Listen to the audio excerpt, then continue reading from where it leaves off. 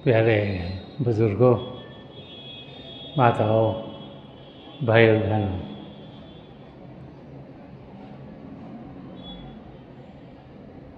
ज़िंदगी क्या है, इसे जीना कैसे चाहिए, ये सवाल हम सबके सामने हर समय खड़े रहते हैं।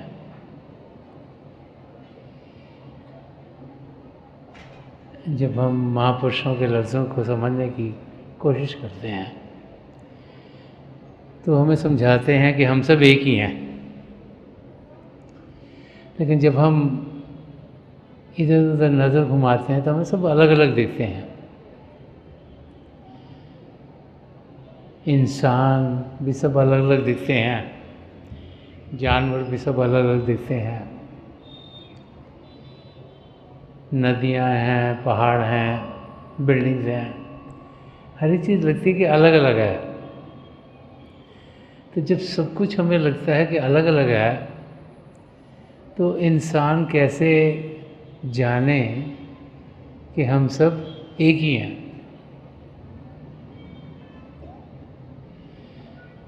महापुरुष जब भी धरती पर आए हैं उन्होंने हम सबको यही समझाया है कि हम एक ही का रास्ता इख्तियार करें।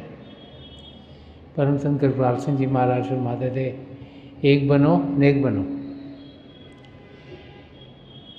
कि नेकी की ज़िंदगी जीते हुए अपने आप को पिता परमेश्वर से एक में करें और ये जाने कि हम सब एक ही हैं। जब तक हम मन इंद्रियों के घाट पर जीते रहेंगे तब तक ये हमारी समझ के दायरे से बाहर है। जब तक इन भारी आंखों से सब कुछ देखेंगे तो हर एक चीज़ अलग अलग अलग दिखाई देती है। तो इंसान कैसे उस मंजिल तक पहुँचे जहाँ उसे सब कुछ एक ही दिखना शुरू हो। तो महापुरुष जब भी आए हैं वो समझाने के लिए जो हम आंखों से देख नहीं पाते, वो समझाने के लिए जो हम कानों से सुन नहीं पाते, वो दुनिया के हमें एग्जाम्पल्स देते हैं। वो एग्ज़ाम्पल जो कि हमने देखे हुए हों, सुने हुए हों, वो चीज़ें जो हमारी समझ में आती हैं, ताकि उसके ज़रिए जो हमारी समझ के दायरे से बाहर है उसकी हमें कुछ जानकारी मिले। कई संत महापुरुष धरती पर आए और अपने अपने समय में अपनी अपनी भाषाओं में उन्होंने हम सबको यही समझाया कि हम जानें कि सृष्टि में सब कुछ एक ही है। तो मैं आज कुछ दोहे संत नामदेव जी महाराज के लेना चाहूँगा, जो मैं समझा रहे हैं कि बाहर के एग्जाम्पल्स के ज़रिए समझा रहे हैं कि कैसे जो बाहर की चीज़ें हमें अलग अलग दिखती हैं लेकिन फिर भी एक हैं, उनके ज़रिए हम समझ पाएँ कि हम सब पिता परमेश्वर से जुड़े हुए हैं, उन्हीं की अंश हैं। संत नामदेव जी महाराज फरमाते कि जल तरंग अरु फेन बुदबुदा जलते भिन्न न होए। जल तरंग अरु फेन बुदबुदा जलते भिन्न न होए। ए परचन पार ब्रह्म की लीला विचरत आन ना हो। तो संत नामदेव जी महाराज फरमा रहे हैं कि जब आप समुद्र की ओर देखो तो समुद्र में लहरें उठती हैं, तरंगें उठती हैं। उसके साथ साथ वो लोग जो कि समुद्र के किनारे पर गए हैं, तो जब वहाँ लहरें उठती हैं तो उसके साथ पानी में झाग भी दिखाई देती है। उसके साथ पानी में बुलबुले भी होते हैं। तो उन तीन चीज़ों को, जिनका एग्जाम्पल बहुत से भाई बहनों ने देखा होता है, तो फरमाया कि जल तरंग के जो समुद्र में जो लहरें हैं, अरू फेन, फेन जैसे झाग जो फोम उठती है, बुदबुदा जो बुलबुले उठते हैं पानी में, जल से भिन्न है, तो वो पानी से अलग नहीं है। देखने में तो अगर आप समुद्र के किनारे पे हो गए तो वेव्स आफ्टर वेव्स, वो तरंगें आई जा रही हैं, एक एक करके लहरें आई जा रही हैं। और अगर लहर को देखोगे तो लगेगा ये तो लहर वहाँ से समुद्र से चली आ रही है, अलग दिखेगी आपको पानी से। पानी के ऊपर सफ़ेद सफ़ेद सफ़ेद झाग से भी आती है जब लहरें आती हैं, तो वो पानी से अलग लगती है। बुलबुले भी निकलते हैं जो अलग लगते हैं, लेकिन वो कहते हैं वो पानी से अलग नहीं है। एक वाक़या, एक अध्यापक थे, उनकी ज़िंदगी का है कि उनके पास शिष्य आया करते थे। तो एक शिष्य ने उनसे यही सवाल किया कि बार बार हम यही सोचते हैं और ये भी समझते हैं कि हर एक चीज़ एक जैसी है, लेकिन दिखने में सब अलग लगता है, तो एक्सपीरियंस कैसे करें कि चाहे दिखने में हमें अलग अलग लग रहा है, बट है सब कुछ एक ही। तो उन्होंने जो उनके पास स्टूडेंट्स आए थे उनको कहा कि अच्छा, आप में से 3-4 लिए स्टूडेंट्स को कहा कि मैं चाहता हूँ कि तुम समुद्र के किनारे पे जाओ, और एक शिष्य को कहा कि तुम ना खाली बीच पे बैठ के देखो कि समुद्र में क्या हो रहा है। दूसरे को कहा कि तुम किश्ती लेके समुद्र में जाओ, और जब समुद्र के बीच में पहुँचो, जब कोई आसपास तुम्हारे को कोई ज़मीन ना दिखाई दे रही हो, तो तुम वहाँ पर बोट में बैठ के देखो कि तुमको कैसे लग रहा है उधर। एक तीसरे को कहा कि तुम भी एक कश्ती लेकर समुद्र के अंदर जाओ, और जहाँ पहुँच के और स्कूबा डाइविंग का पहनो अपने ऊपर, और समुद्र के अंदर जाओ और देखो कि तुम्हें क्या एक्सपीरियंस होता है। जो पहला शिष्य था वो बीच पे गया, वहाँ पर आराम से बैठा और समुद्र को देखने लगा। उन्हें देखा कि समुद्र के किनारे पे एक एक करके लहर आ रही है, वेव्स आ रही हैं, कभी ऊंची उठती है, कभी नीचे आती है। उसके साथ साथ सफ़ेद से झाग भी उठती है, बुलबुले से भी बनते हैं। और जो वो अनुभव करता रहा, वो लिखता रहा कि ये चीज़ें मुझे यहाँ समुद्र के किनारे पर बैठकर दिख रही हैं। जो दूसरा शिष्य था जो कि कश्ती लेके समुद्र के बीच में गया था, उसने देखा वहाँ जाके कि जो समुद्र का पानी का रंग है वो कुछ बदला सा है। जब वो किनारे पर था तो उसे ऐसे लगा कि रंग इसका जैसे नीला हरे के जैसा है, लेकिन जब वो बीच में पहुंचा उसे रखा तो रंग तो काफ़ी नीला लग रहा है, पानी का रंग बदला हुआ है। और उसने देखा कि हलचल जितनी कि बाहर लग रही थी उतनी लग नहीं रही यहाँ पर। जो तीसरा शिष्य था जो स्कूबा डाइविंग का पहन के पानी के अंदर गया, जैसे जैसे वो नीचे जाता रहा उन्हें देखा कि पानी का रंग बदल रहा है। जो नीला था वो ग्रे सा होना शुरू हो गया, और नीचे और पहुंचा तो उसने देखा कि कई किस्म की वहाँ पर उसको पानी में अलग अलग किस्म की मछलियाँ दिखाई दी। और नीचे फिर बहुत कुछ जैसे फॉलेज जो समुद्र के अंदर हरियाली थी वो उसे दिखनी शुरू हो गई। तो जब वो तीनों वापस आए और उन्होंने अपने अध्यापक को बताया कि क्या क्या अनुभव हो गया। तो तीनों के अनुभव अलग अलग थे, लेकिन वो तीनों उसी समुंदर को ही देख रहे थे। तो महापुरुष समझाते हैं कि यही हालत हम सबकी है। ये जो सृष्टि है वो पिता परमेश्वर की रची हुई है, प्रभु ने बनाई है। उसमें हर एक चीज़ एक ही है, प्रभु वहाँ पर बस रहे हैं, हर एक के बीच में बस रहे हैं। लेकिन हम हर एक चीज़ को अलग अलग देखते हैं। जैसे अगर आप कोई नावल पढ़ते हो या कोई मूवी देखते हो, तो उसमें अलग अलग कैरेक्टर्स होते हैं, अलग अलग रोल्स होते हैं, लेकिन लिखने वाला एक ही है।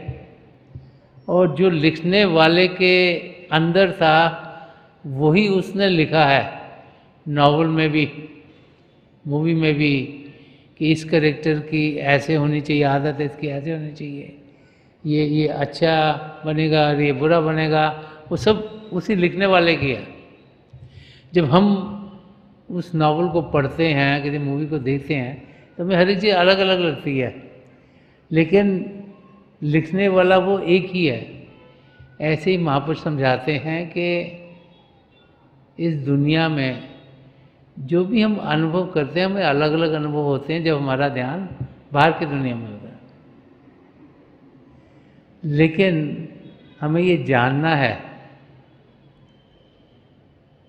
कि जो बाहर की दुनिया है ये भी प्रभु की एक लीला है। जो जो रोल पिता परमेश्वर ने जिस जिसको दिए, उसको वही रोल निभाने हैं। और इसीलिए हमें वो लगता है कि वो कुछ अलग हैं, लेकिन असल में हर एक जीव एक ही है। और यही बार बार बार महापुरुष समझाते हैं। तो संत नामदेव जी महाराज फरमा रहे हैं कि जो लहरें हैं और जो झाग पानी की दिखती है और जो बुलबुलें हैं, वो सब समुद्र का हिस्सा है, समुद्र से अलग नहीं। समुद्र में जो पानी है उससे अलग नहीं। और हमारे के ये परपंच, ये जो सारी सृष्टि है, पार ब्रह्म की लीला, ये पिता परमेश्वर की लीला है। उन्होंने ही सारे खंड मंडल बनाए, सचखंड, पार ब्रह्म, ब्रह्मांड, अंड और पिंड। अभी हम पिंड के देश में जी रहे हैं कि ये परपंच पार ब्रह्म की लीला विचरत आन न होए। वो कह रहे हैं कि जब इसे ध्यान से इसके बारे में सोचते हैं, इसको समझने की कोशिश करते हैं, तो हमें फिर जाके ये अनुभव होगा कि जो प्रभु ने ये सृष्टि रची है ये प्रभु से अलग नहीं है, क्योंकि कण कण में पिता परमेश्वर समाये हुए हैं। इसीलिए बार बार बार यही समझाया जाता है कि हम जिंदगी जिएं तो ऐसी जिएं जिसमें किसी को दुख दर्द ना पहुंचाए।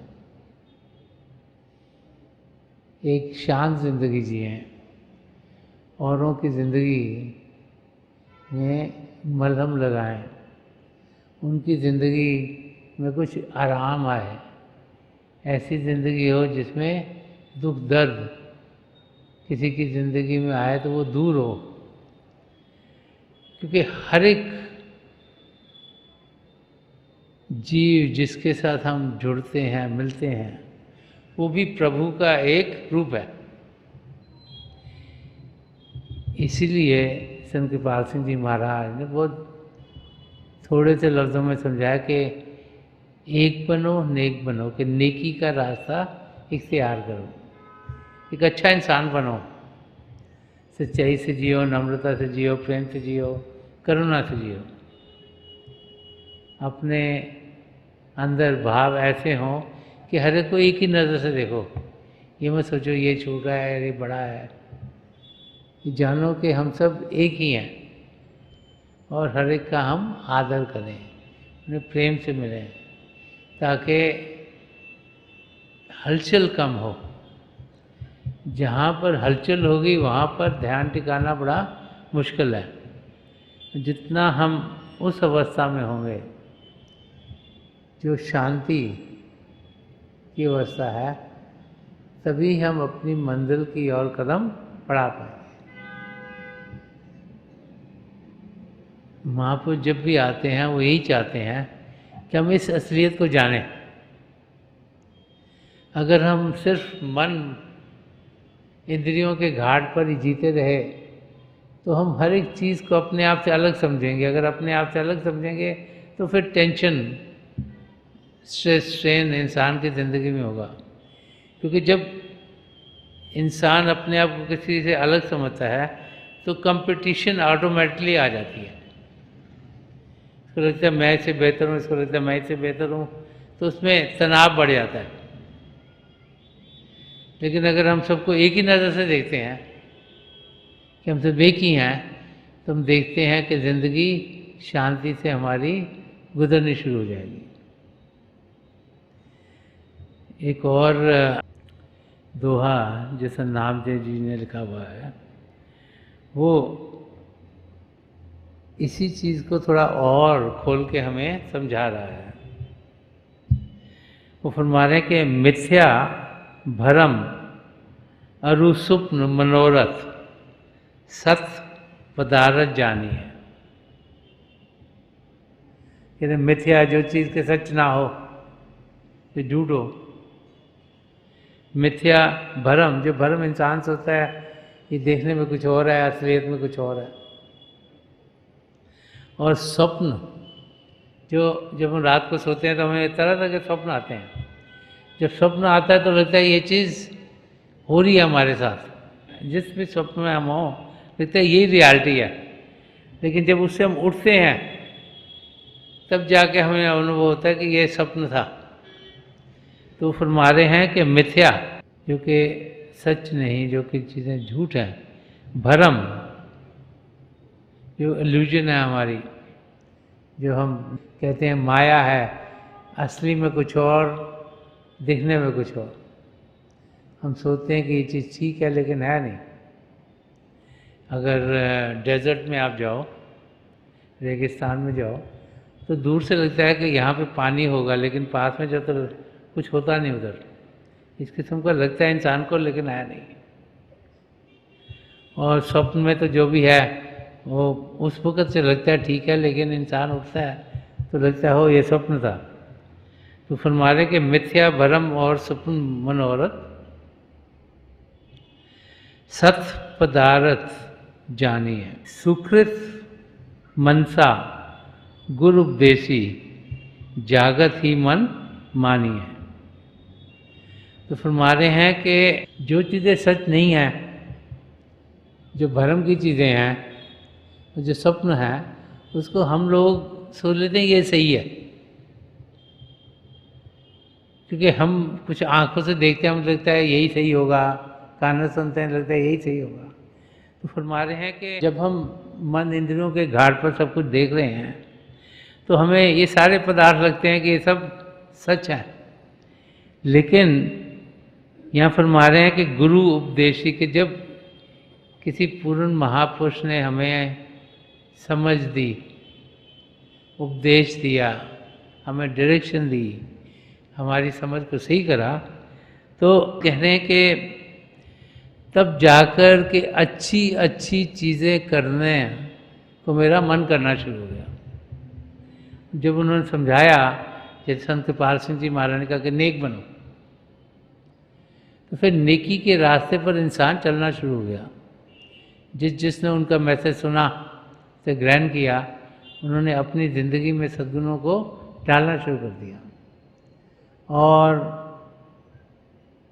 जब इंसान नेक हो जाता है तब वो फिर पहला कदम एक सच्चे इंसान बनने की ओर बढ़ाना शुरू कर देता है। तब वो एक होने की तरफ बढ़ता है।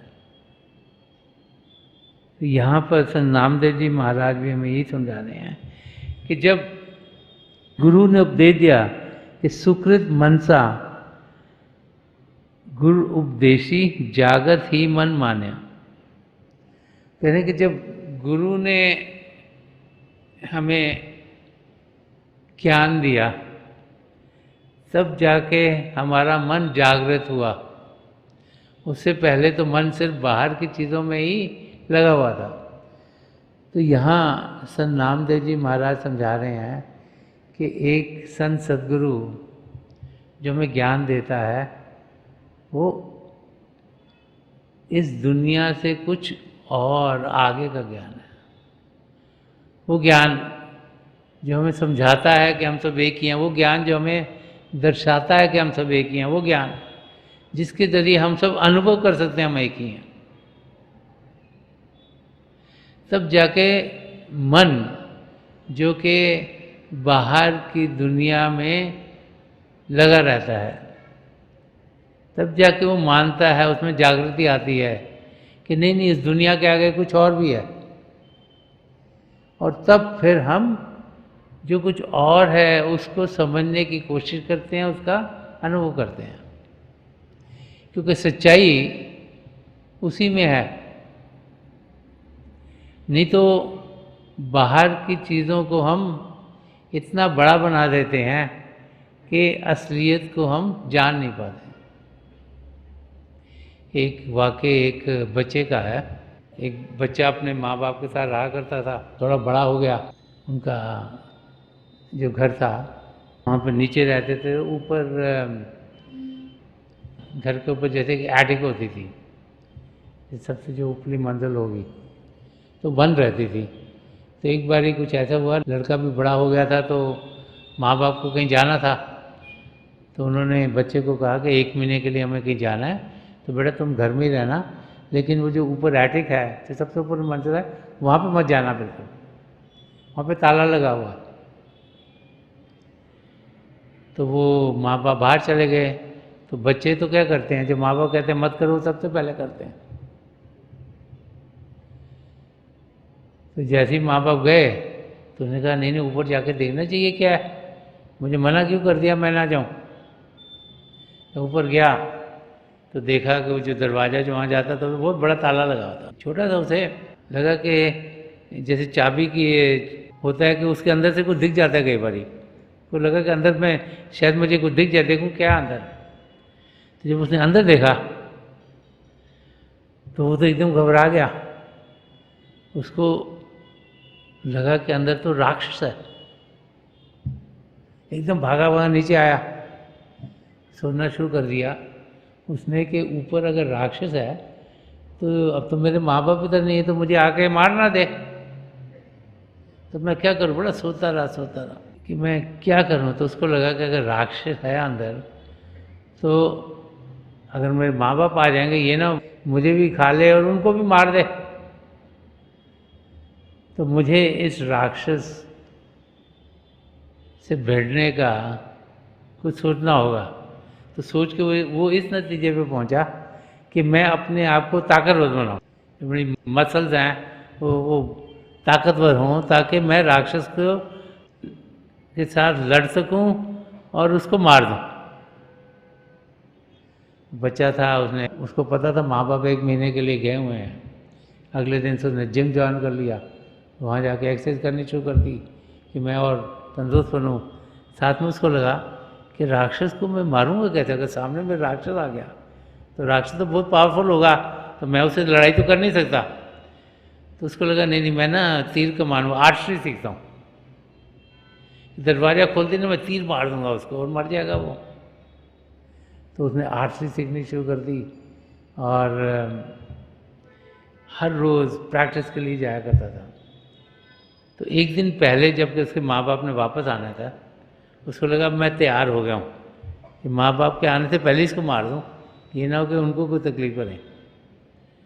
तो उसने एक बहुत बड़ा सा हथौड़ा खरीदा बाजार से कि वो ताले को तो तोड़ना पड़ेगा अंदर जाने के लिए, चाबी तो उसके पास ही नहीं। तो उसने ताले को तोड़ा, जैसे ही तोड़ा तो उसने तीर फटाफट कमान में लगाया और चला दिया। और तीर जाकर जब जो उसे लग रहा था कि राक्षस है, उसके यहाँ दिल में जाके लगा, हार्ट में लगा। तो उसने देखा कि फेदर्स और कॉटन, रुई जमीन पर गिरनी शुरू हो गई। जब पास गया तो उसने देखा कि वो कोई राक्षस नहीं, एक बहुत बड़ी सी डॉल थी, जैसे राक्षस के रूप में दिख रही थी। ऐसे ही हम सब करते हैं, हम छोटी छोटी चीज़ों को बहुत बड़ा बना देते हैं, क्योंकि हमें समझ तो है नहीं कि क्या है। तो छोटी सी अगर कोई अनबन होती है कहीं पर, उसको इतना बड़ा बना देते हैं कि ज़िंदगी भर कुछ ना कुछ तनाव रहता है हमारे पास। किसी चीज़ को जब हम देखते हैं तो उसकी असलियत की ओर नहीं जाते, और ज़िंदगी की ओर जब हम देखें तो ज़िंदगी इंसान ऐसी जीता है कि सही तरीके से समझ उसकी जब ठीक होती नहीं, तो छोटी छोटी चीज़ों को इतना बड़ा बना देता है कि समय उसका उन चीज़ों में बर्बाद हो जाता है। तो यहाँ पर हमें सर नामदेव जी महाराज समझा रहे हैं कि जब तक हमारे समझ सही नहीं होगी, जब तक मन बाहर की चीज़ों से हटेगा नहीं, जब तक कोई हमें रास्ता दिखाने वाला नहीं होगा, जो रास्ता देगा नहीं, जब तक किसी गुरु से हमें उपदेश नहीं मिलता, तब तक हमारी जागृति नहीं होती। जागृति मतलब हमारी समझ सही नहीं होती। हमें ये समझ में नहीं आता कि हर एक चीज़ एक ही है, और क्योंकि हम हर एक चीज़ को अलग अलग समझते हैं, तो इस करके तनाव हमारी ज़िंदगी में बढ़ना शुरू हो जाता है और तकलीफ़ें उसके लिहाज से बढ़ती हैं। लेकिन जब हम उस अवस्था में पहुंच जाएं जिसमें हमें ये अनुभव हो जाए कि हर एक चीज़ एक ही है, तो फिर इंसान शांति से जीता है। उसकी ज़िंदगी में कोई हलचल नहीं, कोई से सस्टेन नहीं, कोई तनाव नहीं, और जो सुख चैन की ज़िंदगी है उसका हम अनुभव करना शुरू कर देते हैं। संत कृपाल सिंह जी महाराज बहुत बारी फरमाया करते थे कि जो एक इंसान कर सकता है वो दूसरा भी कर सकता है, कि पिता परमेश्वर को पाना ये हम सबके हक में है। हम सब जो कि इस इंसानी चोले में अपने आप को पा रहे हैं, हम सब पिता परमेश्वर को पा सकते हैं। देखना ये है कि हमें लगन कितनी है, जागृति कितनी हुई, समझ कितनी सही हुई, ध्यान किस ओर है। जो समझ सही होगी तो ध्यान भी प्रभु की ओर होगा, और अगर समझ सही नहीं हुई तो ध्यान सिर्फ इस मन माया की दुनिया में ही लगा रहेगा। तो महापुरुष जब भी आते हैं हमें समझाते हैं कि हम असलियत की जानकारी पाएँ। असलियत हमारे भीतर है, कहीं बाहर नहीं। बाहर हम जब देखते हैं हर चीज़ अलग अलग दिखती है।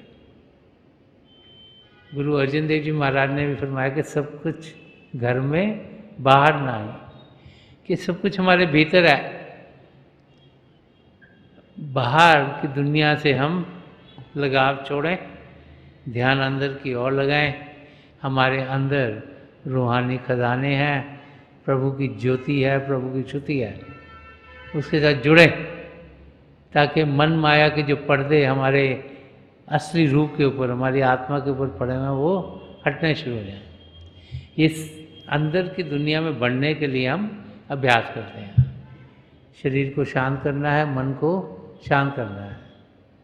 इसीलिए जब नाम की देन इंसान को मिलती है किसी पूर्ण महापुरुष से, तो सिमरन मन ही मन प्रभु के नाम के जाप को करने को समझाया जाता है, ताकि शरीर शांत हो सके, मन शांत हो सके, और हम फिर अंदर की दुनिया में बढ़ने के लायक हो।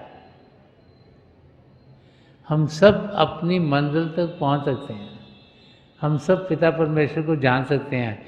हम सब का मकसद एक ही है कि अपने आप को सही रूप में जानना और पिता परमेश्वर को पाना। तो हमने सिर्फ कदम इस रास्ते के ऊपर उठाने हैं। ध्यान दुनिया से हटाकर प्रभु की ओर करना है, ताकि हम असलियत की जानकारी पा सकें, उसका अनुभव कर पाएँ और इस ज़िंदगी के मकसद को पूरा कर पाएँ। तो थोड़ी देर के लिए हम सब अभ्यास के लिए बैठ जाएं। आप जहाँ भी बैठे आराम से बैठिएगा, अपनी आंखें बंद कर लीजिएगा। ये जो आंखों के डेले आईबॉल सीधे सामने होने चाहिए, जैसे 8-10 इंच आपके सामने फोकस है। आंखें बंद करते ही वो भाई बहन जिन्हें नाम की देन मिली आप सिमरन कीजिएगा, और जो भाई बहन या नए हैं आप पिता परमेश्वर के किसी भी जाति नाम का जाप कीजिएगा। जाप मन ही मन करना, ऊंचा नहीं दोहराना। आपके सामने रोशनी के चिन्ह खुलने शुरू होंगे।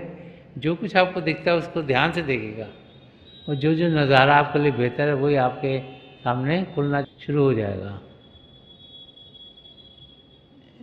मेरी प्रभु के चरण कमलों में, और जो पिछली सेंचुरी के महापुरुष हुए हैं, हजूर बाबा सावन सिंह जी महाराज, परम संत कृपाल सिंह जी महाराज और दयालपुर संत दर्शन सिंह जी महाराज के चरण कमलों में यही प्रार्थना है कि जो जो हम सबके लिए बेहतर और महापुरुष हमें दें, हमें सबके साथ जोड़ें और हमारे भीतर प्रभु की ज्योत के हमें दर्शन करवाएं। थोड़ी देर में मैं आपको इस बैठक से उठाऊँगा, और मेरी शुभकामनाएं आप सबके साथ हैं।